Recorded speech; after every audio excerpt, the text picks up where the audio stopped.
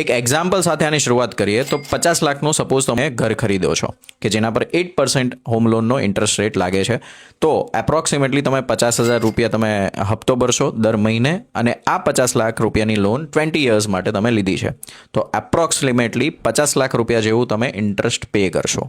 આ હતી normal life, normal જે લોકો કરી રહ્યા છે એના માટે. હવે જે રીચ માઇન્ડસેટ છે, જે રીચ લોકો છે, એ આમાં એક એડિશન્સ કરે છે. એટલે કે 50 લાખની મેં હોમ લીધી છે તો હોમ લોનના 1.5%, એટલે કે એપ્રોક્સિમેટલી 50 લાખની હોમ લોનના 1.5% અંદાજિત 75,000 રૂપીસ થશે, કે જેને હું મંથલી ડિવાઈડ કરું 12 મહિના સાથે તો 6,250 રૂપિયા. આ 6,250 રૂપિયાની જો હું એસઆઈપી કરું છું, એટલે કે મારા હોમ લોનના 1.5% ખાલીની હું એસઆઈપી કરી દઉં છું, તો મને અંદાજિત 20 વર્ષે આ મારા 1.5% ખાલી એડિશનલ નાખવાથી 57 લાખ રૂપિયાનો બેનિફિટ થશે, કે જે હોમ લોનના 50 લાખના ઇન્ટરેસ્ટને ઓવરકમ કરી દેશે.